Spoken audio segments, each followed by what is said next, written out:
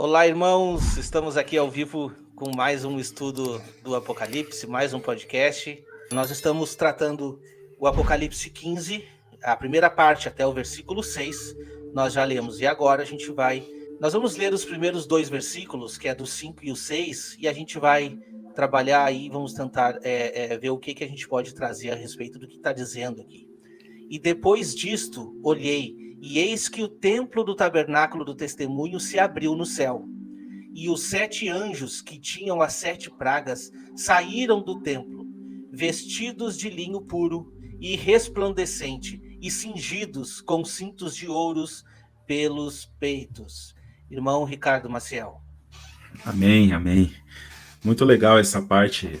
E isso vai conectar com aquilo que a gente colocou na última live. O pastor Grayson trouxe aqui a questão do pano azul, pano azul que cobria a Arca da Aliança.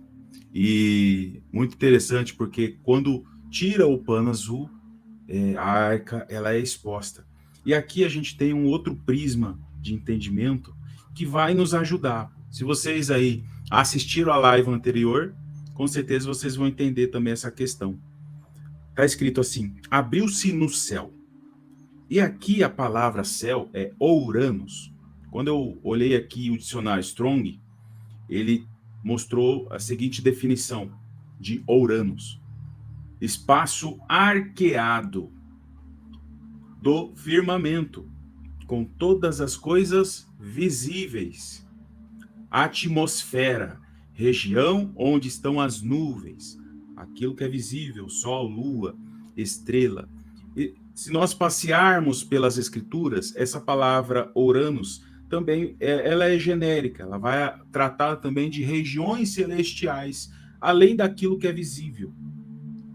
Mas aqui, quando nós olhamos que abriu-se no céu e foi possível visualizar aí o tabernáculo do testemunho, eu vou associar com essa primeira camada celestial visível aos olhos humanos, onde nós temos ali esse pano azul arqueado, como diz o dicionário Strong, e possível enxergar além dessa atmosfera, algo que João teve essa visão, e isso vai relacionar muito com o que o Senhor quer mostrar para os teus servos nesses últimos dias, a revelação daquilo que ele quer para os profetas, anunciar os segredos aos seus servos, os profetas, que vêm do alto, e do alto os profetas vão ter o discernimento e vão profetizar as coisas do Senhor.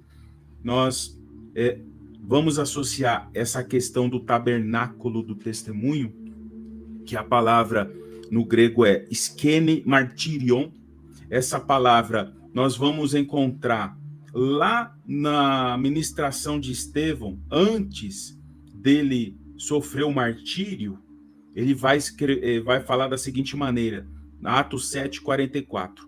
O tabernáculo do testemunho estava entre nossos pais no deserto, como determinara aquele que disse a Moisés que o fizesse conforme o modelo que tinha visto. Olha só que interessante. Aqui, Apocalipse 15, versos 5 a 8, verso 5 que nós estamos vendo, vai tratar do original. Vai ser aberto a região celestial Uranus, e aí será possível enxergar o tabernáculo do testemunho original que Deus mostrou para Moisés. Porque o tabernáculo de testemunho que Moisés transmitiu é cópia. E aí, Hebreus também trata disso.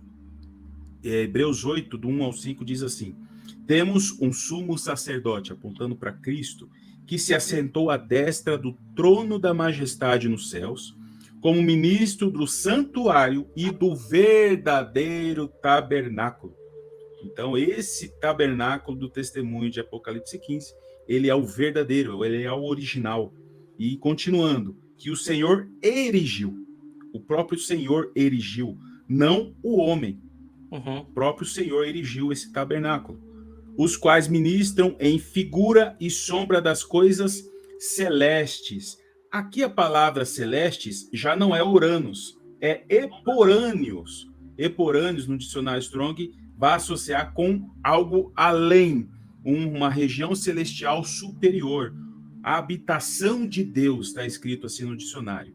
Então, esse tabernáculo original e verdadeiro, ele se encontra acima, algo superior, algo que o próprio Senhor erigiu. Assim como foi Moisés divinamente instruído quando estava para construir o tabernáculo, para fazer todas as coisas de acordo com o modelo que foi mostrado no monte. E aí, Hebreus 9, do 11 ao 12, vai relatar o seguinte, que veio Cristo como sumo sacerdote dos bens já realizados, mediante o maior e mais perfeito tabernáculo, não feito por mãos, quer dizer, desta criação. Então, existe um tabernáculo verdadeiro, e esse tabernáculo é apresentado para João na visão de Apocalipse 15. Uhum. A questão toda aqui que nós estávamos conversando, né? Antes a respeito disso, é que acaba dando um gatilho na nossa mente de acabar pegando aquela espiritualidade de nós somos o templo, né? E esse é um perigo, porque nós, como o irmão Ricardo acabou de falar, nós precisamos separar as coisas, né? Porque assim, nós somos sim o tabernáculo, o pastor Igor também até comentou, olha, nós fomos entronizados nas regiões celestiais, né? Só que de fato, literalmente ainda não, mas pelo sangue de Cristo nós temos acesso a essas regiões. Então, quando a gente vê lá em Apocalipse 11, ó, médio santuário, vê os adoradores que se achegam lá, é desta forma, não que literalmente nós estamos lá. E também não que literalmente alguém vai lá no céu medir o santuário, não é isso, entende? Mas o texto ele quer nos revelar muito além disso. E aí a questão toda que está trazendo aqui são esses anjos, né? Porque quando a gente vê anjos, a gente acaba fazendo uma comparação em pensar assim, tá, mas não são os anjos que vão chegar aqui e deliberar as pragas ou os flagelos. Não são os anjos propriamente dito, mas eles estão avançando. E até uma informação importante que o pastor Igor trouxe, e eu achei assim, não tinha pensado nisso. A gente acaba traduzindo todos os 7, né? 7 anjos das 7 igrejas, os 7 últimos anjos dos flagelos, e achando que é tudo mesmo. E não necessariamente é. A gente não tem essa informação inteira, mas a palavra de Deus não diz que são os mesmos anjos, né? Por outro lado, a gente também faz uma comparação que a ação desses anjos, com certeza, é interligada com a igreja. A gente vai trazer isso, por quê? Porque a igreja que está avante da batalha, mas recebendo o Espírito, né? Aquele último Espírito que será derramado com a chuva serôdia nos últimos dias. O irmão Ricardo ele foi bem feliz, né, nas palavras dele, mostrando ali que existe um tabernáculo literal no céu. Né? Existe esse tabernáculo e está lá. Esse foi um modelo feito, né, por Moisés. Moisés olhou para aquele tabernáculo, e não somente o tabernáculo, o escritor aos Hebreus também fala sobre os seus utensílios. Então, até os utensílios que estão no tabernáculo é tudo o verdadeiro, não feito por artífice humana, mas divina, e esse Moisés o fez. E fez um modelo, né? Aliás, ele viu um modelo e fez aqui na Terra. Perfeito. Aí nós vemos esse templo também, de novo, sendo o templo no céu, tá? Porque é como o Wagner disse, nós também somos templo, tá? Claro, nós também somos templo, mas existe um templo no céu, perfeito? Tanto é que lá em Isaías, no capítulo 6, você vai ver assim, a partir do versículo, vamos colocar assim, versículo 2, né? Vai dizer assim, serafins estavam por cima dele, cada um tinha 6 asas, com 2 cobriam o rosto, com 2 os seus pés, e com 2 voava, e clamavam uns para os outros, dizendo, Santo, Santo, Santo é o Senhor dos exércitos. Toda a terra está cheia da sua glória. As bases do limiar se moveram, a voz que clamava, e a casa se encheu de fumaça. Ou seja, a casa, o templo, né, o santuário, se encheu de fumaça. E você vai ver, no versículo 7, escrito assim, ó, versículo 6, Então um dos serafins voou para mim, trazendo na mão uma brasa viva que tirara do altar. Altar da onde?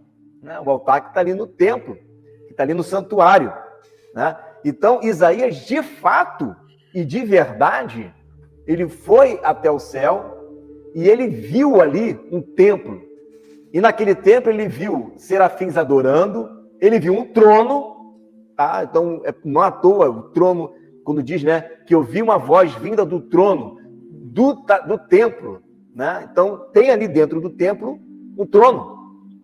E Isaías viu o Senhor ali assentado no alto e sublime trono, dentro do templo, serafins ali, um altar. Esse altar é replicado de novo lá em Apocalipse, quando você vê um anjo ali atirando brasas sobre a terra, brasas essas que vêm do altar, que tem fogo no altar. E aqui tem fogo no altar, em Isaías capítulo 6 também. Tá? Então, irmãos, existe sim um santuário. Jesus, quando ele ressuscitou, ele não entrou no santuário. Ele entra no santuário quando ele sobe ao céu.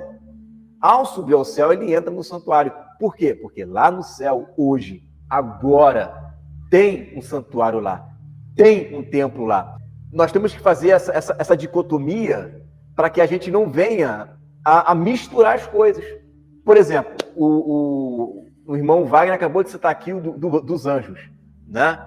Então, os anjos estão agora lá no templo, lá no santuário, né? Se aquele templo, se aquele santuário, se eu interpretar simbolicamente sendo a igreja, o anjo está entrando na igreja, né? Está entrando dentro de mim, fica uma interpretação muito forçada se a gente pensar dessa forma. Uhum. Então, agora eu vou para aquela questão que o Wagner pediu para eu explicar rapidamente, tá, Wagner? Eu vou passar a palavra para vocês de novo. Sobre a questão da gente emitir a ordem e o anjo executar. Né? Você quer ver uma coisa interessante? Daniel, ele ora e o anjo vem com a resposta. Uhum. Né? Qual é essa junção, né, das trombetas, anjos que estão lá, e a igreja que ora? A igreja que ora, a igreja que intercede, a igreja que serão as duas testemunhas, na medida em que ela profetiza, o anjo, ele é acionado, vamos colocar assim, ele é acionado, porque a nossa oração faz com que haja movimentação no céu. Afinal de contas, os anjos foram criados para nos servirem, né? Eles estão ao nosso serviço. Então, você veja como que a igreja, a dimensão que a igreja vai estar na última semana, Daniel, é uma dimensão tão poderosa, mas tão íntima de Deus, que a própria Bíblia, em Apocalipse 11, ela mostra isso, né? Que vamos ferir a terra quantas vezes nós quisermos. Né? Justamente por quê? Porque há uma sintonia muito plena, assim como o filho tinha com o pai. Nós temos também, justamente por causa da chuva ceruja, que vai proporcionar esse amadurecimento da igreja, né? A ponto de a gente conseguir ficar tão ligado, mas uma conexão tão perfeita com o pai, que é só a gente emitir a ordem e os anjos vêm e obedecem. Olha que maravilha, né? Que vai acontecer nesses dias. Depois olhei, eis que o templo do tabernáculo do testemunho se abriu no céu, e os 7 anjos que tinham as 7 pragas saíram do templo. Então, eles estão saindo literalmente lá do céu, vestidos de linho puro e resplandecente, e cingidos com cintos de ouro pelos peitos. Essa representação aqui, até a gente estava conversando eu e o irmão Ricardo, é uma representação exatamente da vestimenta do sumo sacerdote, né? É uma vestimenta pura. E quando a gente vai fazer uma busca na palavra de Deus a respeito do linho puro, a respeito do resplandecente, né? A gente consegue ver que essas são exatamente as vestimentas que a igreja vai ter quando ela for glorificada. Apocalipse 19:8 vai dizer assim: foi-lhe dado que se vestisse de linho fino e puro resplandecente, porque o linho fino são os atos de justiça dos santos, né? E 19:14 diz: e seguiam os exércitos no céu em cavalos brancos, e vestes de linho fino, branco e puro. Então, o que está nos mostrando aqui? Que o nível de santidade, exatamente o que o pastor Igor trouxe, o nível de santidade da igreja vai ser similar nesse momento. E por outro lado, já mostra que realmente estes são os marcados, esses são os selados pelo lado de Deus, né? De fato, eles não estão vestindo linho puro naquele momento e não estão com cinto de ouro. Mas eles já estão selados. Isso daí vai demorar o quê? uma semana, 3 anos e meio no máximo, para eles receber de fato isso, né? Porque nesse momento eles estão ali vestindo pano de saco. Mas você vê que a referência é a referência dos atos de justiça dessa igreja. Então é como se os anjos eles fossem cooperadores da igreja nesse momento. Eles estão caminhando para que as 2 testemunhas cumpram a missão que elas precisam cumprir. E esse é o momento, por isso que eles recebem, é como se eles recebessem uma autoridade de Deus para sair ao campo de batalha nesse momento. Bom, legal. É interessante a gente associar esses seres celestiais como essas características. Por exemplo, os 24 anciãos. No Apocalipse 4, verso 4, fala que eles estão vestidos de branco. E tem coroas de ouro. E vai representar o quê? Características reais, de realeza, porque tem coroas, estão vestidos de branco. Quando nós olhamos aquele anjo que toma o incensário na mão e vai lançar sobre a terra, ele está relacionado com uma função sacerdotal que vai nos convidar a meditar nos sacrifícios diários, sacrifícios de tardes e manhãs, porque o sumo sacerdote ele tinha essa responsabilidade na lei de reparar, de estar colocando em manutenção os elementos ali de ouro, a menorá, também o incensário, o altar de incenso. Então, é convidativo. Então, os elementos que nós encontramos nestes seres, eles nos convidam a meditar nas Escrituras, e isso vai associar com as características que a própria igreja também exerce hoje pela fé, mas em completude, quando, de fato, eles tomarem a posição de reino sacerdotal.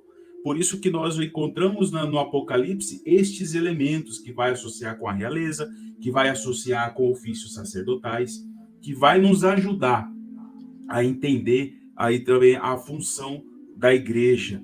Interessante, né? Olha só, e os 7 anjos que tinham as 7 pragas saíram do templo. Quem é que tem acesso ao templo? Ao santuário do interior dele? São os sacerdotes. Né? E aí você vai ver vestimentas, linho puro e resplandecente, cingidos com cintos de ouro pelos peitos. Aí você vai ver o seguinte, né? Que essas vestes que a gente percebe aqui, de linho puro, né? Isso são vestes que a gente observa sacerdotais, né? São vestimentas sacerdotais. Você não vê, eu pelo menos não encontrei, né?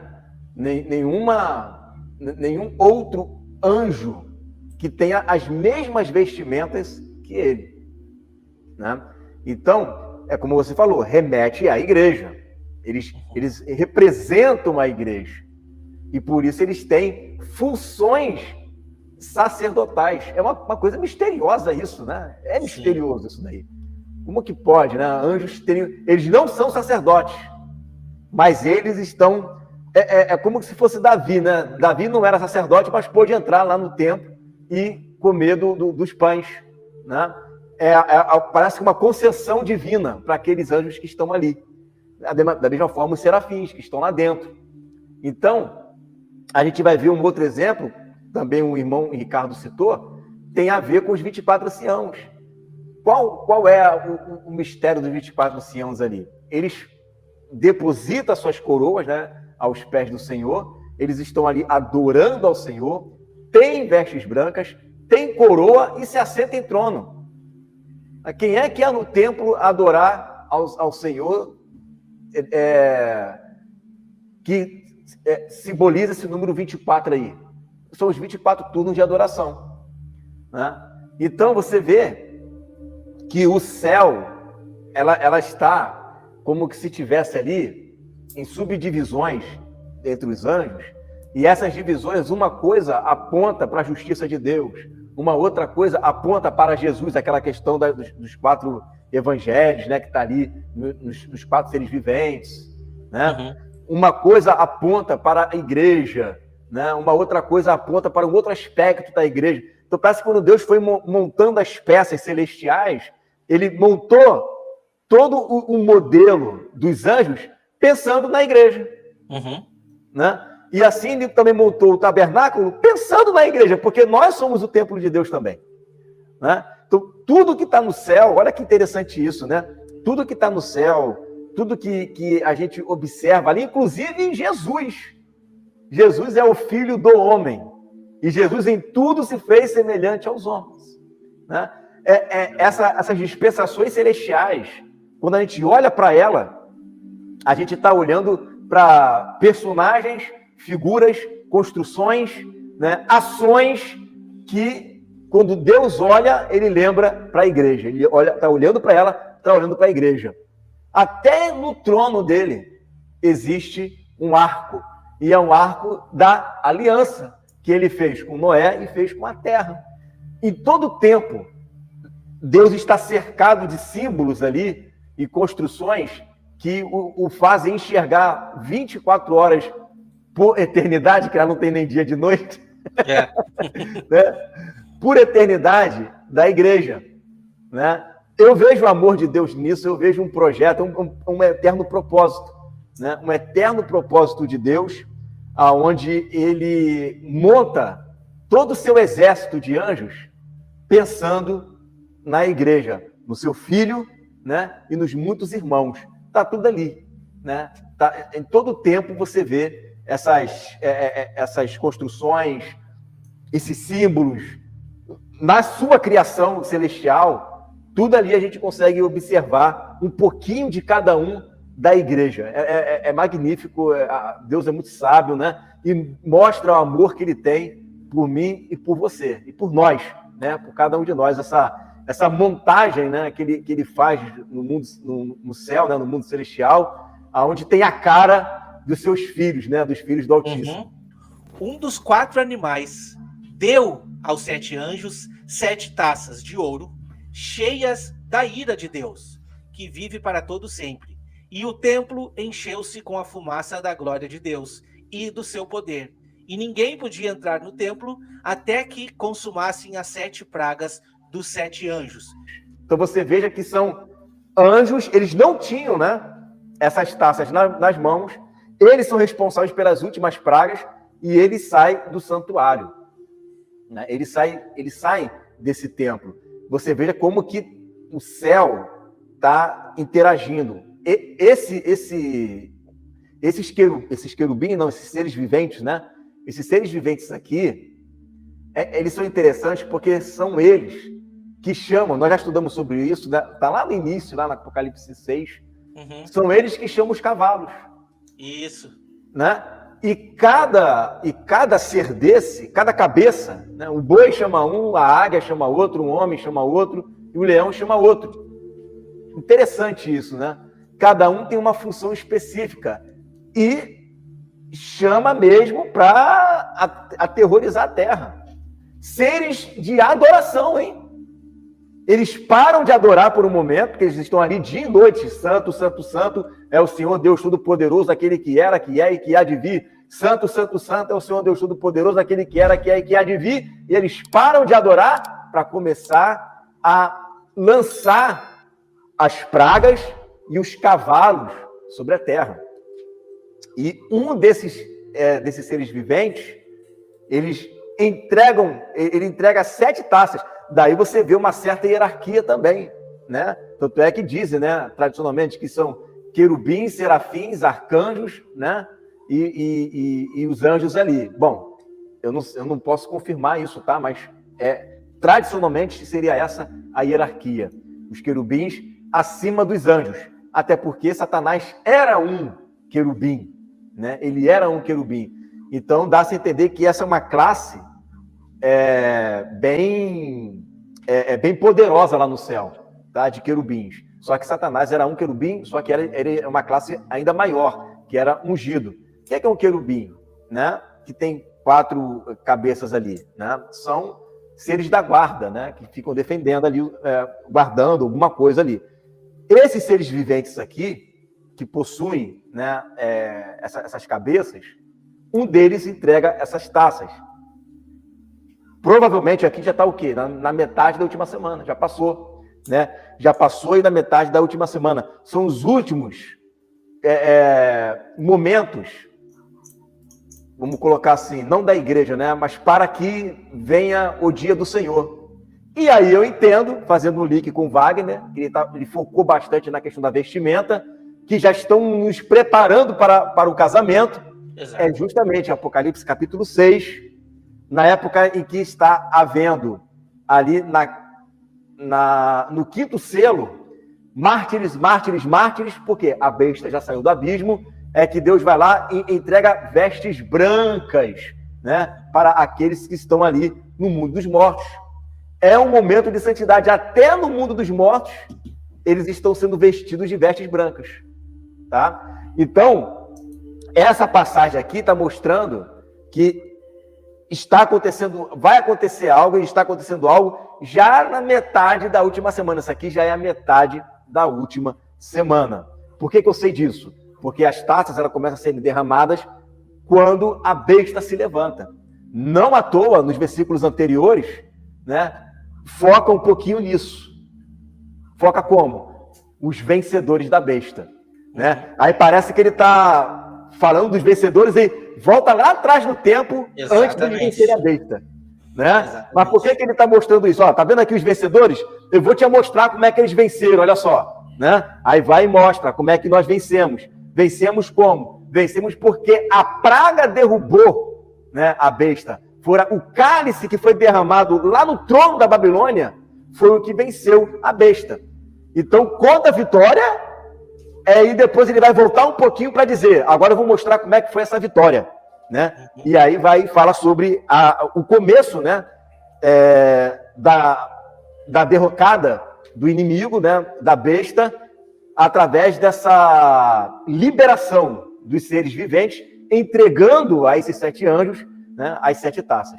Quando a gente estudou ali o capítulo 5, né, os irmãos podem voltar um pouquinho ali, lá não sei o número do podcast, mas quando você procurar lá pelo capítulo 5, você vai encontrar, até o pastor Igor participou com a gente deste, e lembra que a gente tratou lá, irmão Ricardo, Ezequiel 1, né, que fala ali da visão das 4 rodas, e o que tem ali? Tem os 4 seres viventes, né, ali aparecendo, e o interessante é que eles, para onde eles olham, aonde eles olham, eles estão focados só naquela direção, leste, oeste, norte e sul, e eles estão juntos, interligados, e aonde quer que eles vão, as rodas vão junto, né?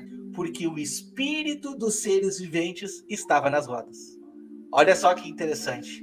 E quando a gente vai lá para Apocalipse 5, o que a gente vai ver lá? Quando está falando dos 4 seres viventes, os 24 anciões, também estão lá os 7 espíritos do Senhor, que são enviados por toda a terra. Então, é isso que faz a gente conectar com os primeiros textos que a gente trouxe. Que essa ação de Deus de enviar os anjos com as taças vai sim culminar com a igreja.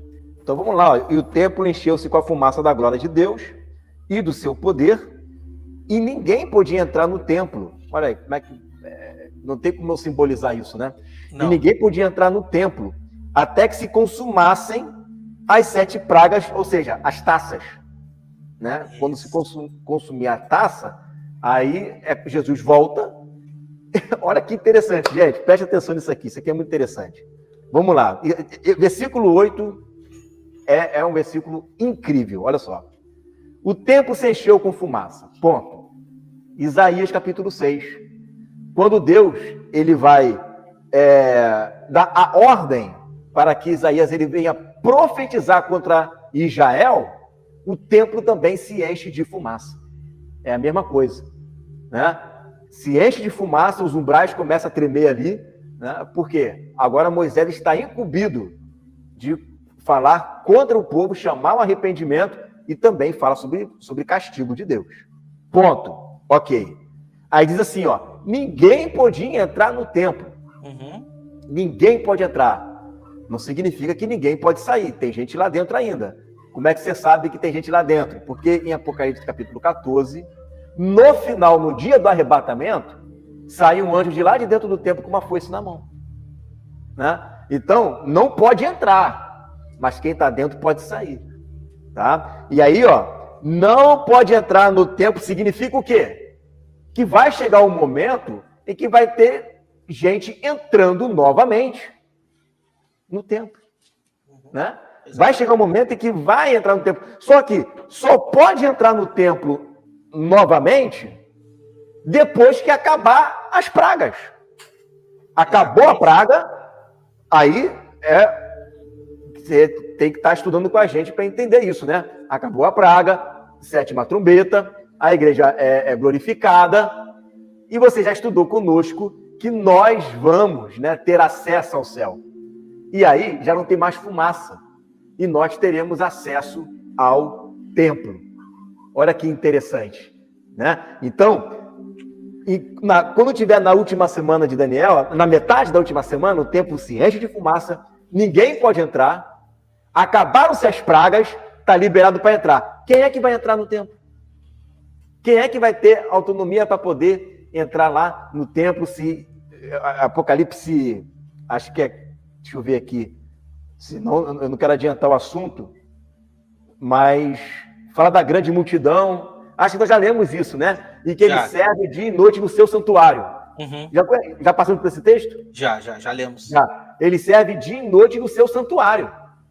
Dia e noite para o nosso tempo, mas lá no céu não tem dia e noite. Significa que existem turnos de serviço de adoração. Né? Então, esse versículo aqui, ele é chave para dizer o seguinte, Apocalipse 15:8 é um versículo chave. Primeiro, o templo vai continuar existindo. Segundo, vai ser liberado acesso ao templo, a esse santuário, tá? E terceiro, a igreja vai entrar quando? Vai entrar quando acabar as pragas, né? E apagar a fumaça, e vai ser liberado o acesso para a igreja começar a ter os seus turnos de adoração, os seus turnos de serviço também no santuário celestial. Não à toa, foi visto no céu um grande sinal, e é a igreja em cima do mar de vidro. Então a igreja terá, sim, acesso ao céu, e quando acabar as pragas, será liberada a entrada nesse santuário. Essa palavra aí, ninguém podia penetrar no santuário enquanto não se cumprisse os 7 flagelos, os 7 anjos, vai me levar para o dia da expiação de novo. Porque... Lógico, automático. Com certeza. E aí, com os pecados expiados, você dá continuidade aí, Ricardo, que eu não quero tirar a sua palavra. Muita coisa a gente consegue conectar aqui. Então, Levítico 16 trata especificamente do dia da expiação. Então, ali no verso 17 está escrito: nenhum homem estará na tenda até fazer a propiciação no santuário, até que ele saia, depois de feita a expiação por si, pela sua casa e por toda a congregação de Israel. Quando nós olhamos na sombra o dia da expiação, o sumo sacerdote teria que realizar todos os seus atos no interior do tabernáculo, e ninguém podia entrar, ninguém podia estar na tenda. Então, isso vai nos ajudar a entender o Apocalipse. Ninguém podia entrar até que se cumprissem a expiação. E a expiação, ela se concretiza ali nas 7 aspersões do sangue à frente da Arca da Aliança. E a aspersão é feita aonde? Na frente. Então, cai na frente da arca, cai na terra. Isso vai apontar para a realidade em que serão derramadas sobre a terra os 7 cálices da ira de Deus. E claro, isso aí faz muito sentido. E só depois de cumprir as 7 taças é que, de fato, vai haver ali a celebração de tabernáculos. Tem uma sequência para acontecer. Se nós olharmos para a última semana de Daniel, vai se relacionar com as 3 últimas festas: trombetas, expiação e tabernáculos. Notando que Levítico 16 fala que quando o sumo sacerdote cumprir os seus atos no interior do tabernáculo, ele volta, ele sai ao encontro com o povo que está lá fora, aguardando o sumo sacerdote. E aí tem tabernáculos. Então faz muito sentido olharmos para as solenidades bíblicas e vai nos ajudar demais a esclarecer os eventos do Apocalipse. Faz muito sentido isso. E isso aí, para nós, é muito importante analisarmos a magnitude desses flagelos sendo lançados sobre a terra. Assim se acabou toda a obra que Salomão fez para a casa do Senhor.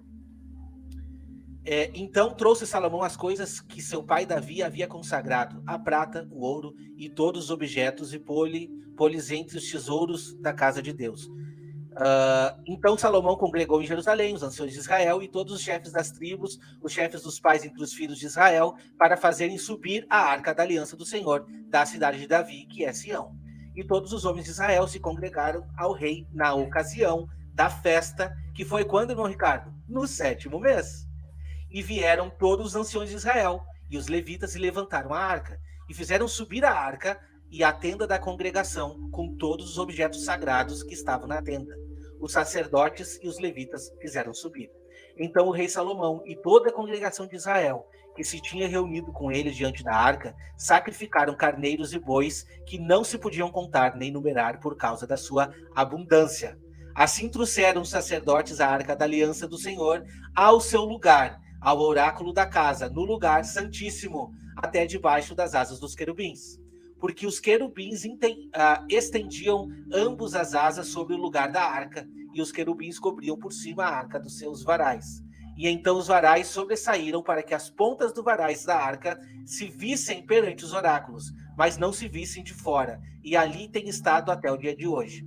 Na arca não havia coisa alguma senão as 2 tábuas que Moisés tinha posto em Horebe, quando o Senhor fez aliança com os filhos de Israel, saindo eles do Egito. E sucedeu que, saindo os sacerdotes do santuário, aqui que é o ponto-chave, tá? Porque todos os sacerdotes que ali se achavam se santificaram, sem respeitarem as suas turmas. Na verdade, a tradução aqui, sem respeitarem os turnos sacerdotais, que foi o que o pastor Igor trouxe ali, sobre os turnos sacerdotais, né? Então, neste momento, todos eles se santificaram, porque era um momento ímpar ali. E os levitas, que eram cantores, todos eles de Asaf, de Emã, de Jedutum, dos seus filhos e de seus irmãos, vestidos de linho fino, com símbolos, com saltérios e com harpas, estavam em pé para o oriente do altar, e com eles até os 120 sacerdotes que tocavam trombetas. E aconteceu que quando eles uniformemente tocavam as trombetas e cantavam para fazer ouvir uma só voz, bendizendo e louvando o Senhor, e levantando eles a voz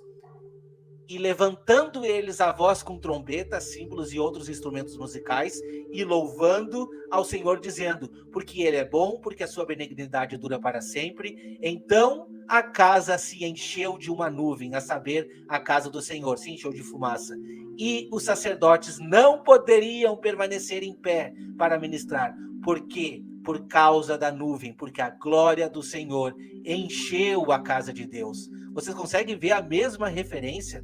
Aquela sombra está nos revelando esse momento do que vai acontecer. O que nós temos? Nós temos o momento exato, o 7º mês, né? Que tudo se desencadeava no 7º mês. Primeiramente trombetas, e aí depois expiação, e aí quando terminava a expiação, tabernáculos. Então nós temos esses aspectos. Nós temos a purificação dos sacerdotes. E o que nós temos mais ali? Nós temos o lugar santíssimo se enchendo da glória de Deus. Exatamente o que os textos estão nos mostrando. Então, quando Deus desenhou a sombra e mandou fazer aquele modelo que a gente trouxe para vocês, não era para bonito. Não é para bonito, é para nós entender aspectos vindouros. Deus estava desenhando todo o processo que nós iremos ainda passar. Sabe? Por isso que a gente sente alegria. Nós estamos aqui, eu, o pastor Igor, o irmão Ricardo, tem o pastor Pedro, o irmão Wagner, todos os irmãos que participam com a gente aqui. Eu acredito que cada um de nós, o nosso primeiro contato com esses simbolismos e com a representação de todas as sombras, todos ficamos maravilhados. Porque aquele Deus que por muito tempo estava distante, nossa, sim, eu vou orar para Deus, eu vou me achegar lá, mas será que Deus me responde? Daqui a pouco tu vê esse Deus desenhando um plano para você, e ele mostra na tua cara e diz assim: cara, isso daqui não tem como ser um ser humano que foi lá e escreveu isso, porque é muito perfeito. Isso é muito perfeito, não tem como, que nem diz assim, não, a Bíblia é um livro que homens escreveram. Lógico, inspirado por Deus, inspirado e iluminado por Deus. É o livro mais vendido, é o livro mais antigo, é o livro mais atual, e é o livro que jamais vai ser substituído por outro em número de venda, em qualquer coisa, sabe? As pessoas não acreditam na palavra de Deus porque não conhecem a Deus. Por isso que a palavra diz, conheçamos e prossigamos em conhecer ao Senhor. Quando diz que Jesus é a palavra, está dizendo assim, ó, vem me conhecer, vem pesquisar, vem conhecer, vem entender um pouco do meu plano, sabe? Então tudo aquilo que é um pouco abstrato, misticismo, se torna palpável a nós. E eu não sei vocês, mas eu fico maravilhado, fico assim, cara, como pode? Como pode? A gente está tendo um pedacinho do deslumbre do que é conhecer a Deus e o seu plano, sabe? Só que a gente vai ter uma oportunidade de conhecer face a face. E é nessa esperança que eu me espelho, nessa esperança, é por essa esperança que eu luto todos os dias, sabe? Para perguntar, chegar lá no céu e perguntar, né? Chegar na região celestial, perguntar, chegar aqui no reino milenário e perguntar como que vocês tiveram essa mente de desenhar tudo isso para nós, sabe? Eu fico encantado com tudo isso, irmãos. Eu gosto de olhar os números, e aí o que eu vejo? A inauguração do Templo de Salomão é uma sombra que aponta para o reino milenar, a inauguração do reino milenar. E aí, quando eu vi ali 120 sacerdotes tocando trombetas, o que eu meditei aqui? Trombeta nada mais é do que transmitir a palavra do Senhor, é profetizar. E tanto é que Isaías 58:1 diz assim, ó, clama a plenos pulmões, não te detenhas, ergue a voz como a trombeta e anuncia a meu povo a transgressão, a palavra de Deus também para arrependimento. Então tem tudo a ver aí, trombeta, com a proclamação da palavra. E quando eu vejo aí na inauguração do Templo de Salomão, 120 sacerdotes tocando trombetas, vai remeter a uma obra do Senhor, chamando os remanescentes de cada era, desde Adão até os últimos dias, até o ano, o limiar ali de completude dessa obra, usando pessoas para anunciar a palavra de Deus, para arrependimento, para proclamar a palavra e anunciar as boas novas do Senhor, desde o princípio. Por isso 120, se nós pegarmos 120 e multiplicarmos pelo ano de jubileu, que é 50, 120 vezes 50 dá 6.000. Então, por 6.000 anos, o Senhor vem realizando a sua obra para proclamar a palavra de arrependimento, de anunciar a palavra e as boas novas dessa maravilhosa obra do Senhor sobre a humanidade, até a consumação, até a inauguração do reino milenar. Por isso que eu vejo aí esses 120 sacerdotes tocando trombetas na inauguração do Templo de Salomão. Os irmãos que estão chegando agora aqui no canal, qualquer um dos canais, eu quero conhecer os outros estudos do Apocalipse. A gente tem uma playlist, vou deixar uma playlist aqui no canal Remanescente. Você pode acompanhar aqui desde o primeiro versículo do Apocalipse. Aí, bastante irmãos participaram aqui com a gente. Esteja com a gente na próxima semana. O irmão Ricardo já trouxe. Nós vamos entrar aí nos flagelos. Eu acredito que o vídeo da semana que vem a gente consegue tratar de 3 flagelos, porque eles são pequenos, né? Ou talvez tratamos de 2, vamos ver, para conseguir esquadrinhar bem. Mas a gente vai ver que tem coisa importante aí para ser revelada. Né, irmãos? Não. Amém, irmãos? A gente agradece a todos aí. Esteja conosco na próxima semana, tá? Que Deus abençoe a todos.